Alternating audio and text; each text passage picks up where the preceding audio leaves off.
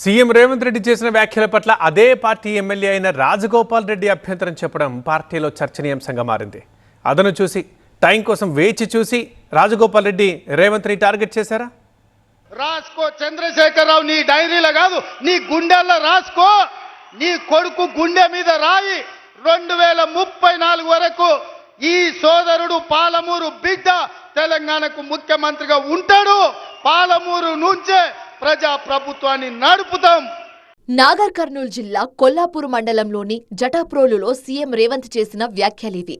2034 వరకు కాంగ్రెస్దే అధికారం, పాలమూరు బిడ్డే సీఎంగా ఉంటారంటూ బల్లాగుద్ది మరీ చెప్పారాయన.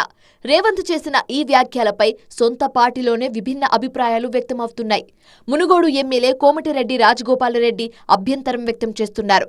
10 ఏళ్లు తానే సీఎం అని రేవంత్ ప్రకటించుకోవడం కాంగ్రెస్ విధానాలకు వ్యతిరేకమన్నారు. అధిష్టానం ఆదేశాల మేరకు కాంగ్రెస్ లో ప్రజాస్వామ్యబద్ధంగా సీఎం ఎన్నిక ఉంటుందన్నారు. తెలంగాణ కాంగ్రెస్ ను వ్యక్తిగత సామ్రాజ్యంగా మారిస్తే నిఖారసైన కాంగ్రెస్ నాయకులు, కార్యకర్తలు సహించరంటూ సోషల్ మీడియాలో పోస్టు పెట్టారు కోమటిరెడ్డి రాజగోపాల్ రెడ్డి. దీనిపై పార్టీలో జోరుగా చర్చ జరుగుతోంది. పీసీసీ తెలంగాణ అధ్యక్షుడిగా రేవంత్ రెడ్డి ఎన్నికైనప్పుడు కూడా కోమటిరెడ్డి రాజగోపాల్ రెడ్డి విమర్శించారు. ఆ సమయంలో పార్టీని వీడి బీజేపీలోకి వెళ్లారు.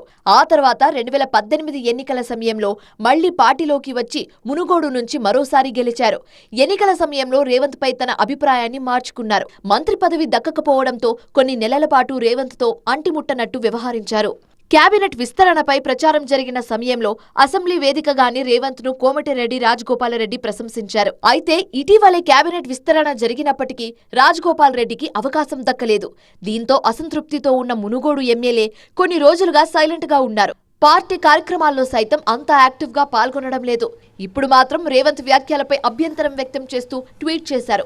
ఈ నేపథ్యంలో కోమటిరెడ్డి రాజగోపాలరెడ్డిపై పార్టీలోనే చర్చ జరుగుతోంది.